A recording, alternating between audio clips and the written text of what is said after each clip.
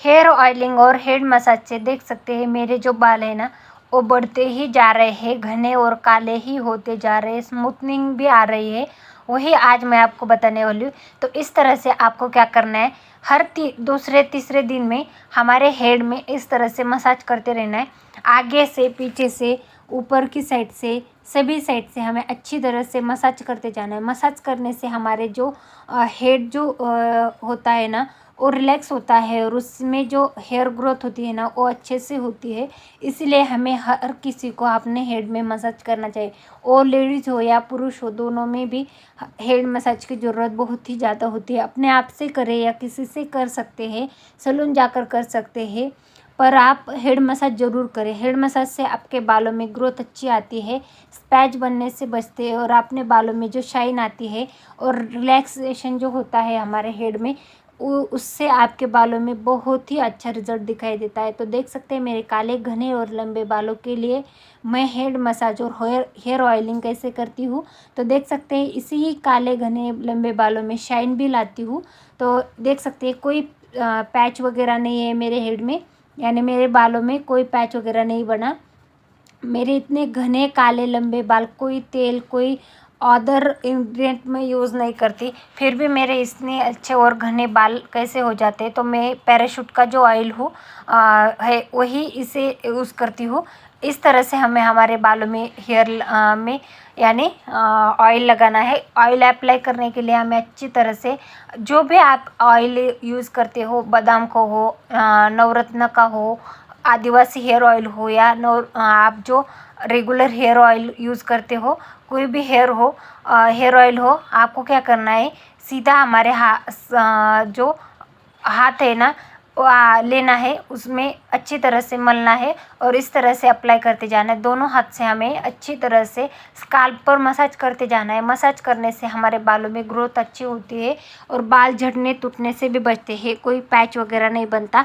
तो अच्छी तरह से ऊपर की साइड से नीचे की तरफ हमें बालों में ऑयल लगाते जाना है, मैंने अप्लाई करते जाना है। इस तरह से आप अप्लाई करते जाएंगे तो आपके बाल टूटने से भी बचेंगे और अपने बालों में जो शाइन आएंगी वो घर पर ही आ जाएगी। तो आपको अच्छी तरह से इसे मलना है। तो आपको नाइट रूटीन जो होता है ना बालों का, वही मैं आज आपको बताने वाली हूँ। बालों की केयर करना बहुत ही ज़्यादा ज़रूरी है।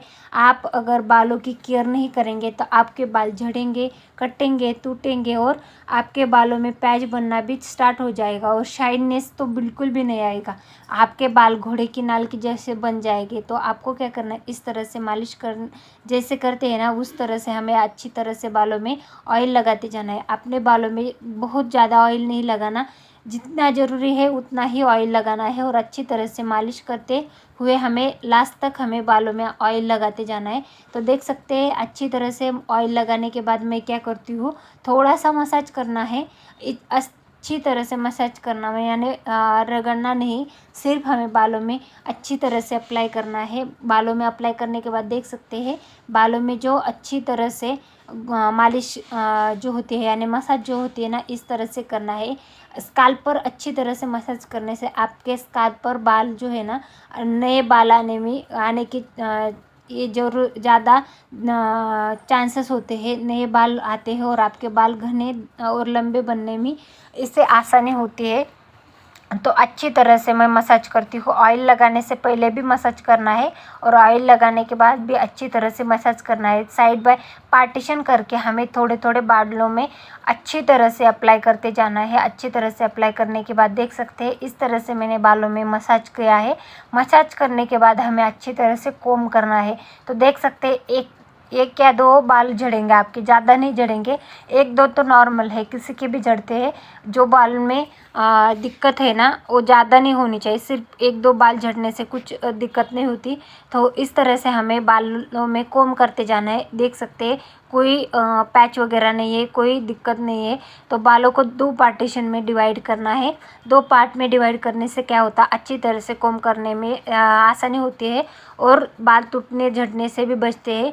तो अच्छी तरह से पार्टीशन में करने के बाद इस तरह से हमें बालों में कोम करना है। बालों में कोम करने के लिए हमें वुड का जो यानी लकड़ी का जो कोम होता है ना वही यूज़ करना है। अगर आपके पास लकड़ी का या बाम्बू का कोम नहीं है तो आप प्लास्टिक वाला भी यूज़ कर सकते हैं। सिर्फ हमें बालों में कोम करने के लिए जो छोटे दांतों वाला जो कोम होता है ना, वो नहीं यूज़ करना। सिर्फ बड़े दांत वाला जो कोम होता है ना, बड़े बड़े, वही यूज़ करने हैं। इससे क्या होता है, हमारे बाल कम टूटते हैं और हमारे बालों में कोई दिक्कत नहीं आती, यानी स्प्लिटिंग वगैरह भी नहीं होती। तो हमें अच्छे तरह से बालों को कोम करना है। कोम करने के बाद आपको क्या करना है वो मैं आपको बताने वाली। तो देख सकते हैं मैंने 2 पार्ट में डिवाइड करके अच्छी तरह से कोम किया है।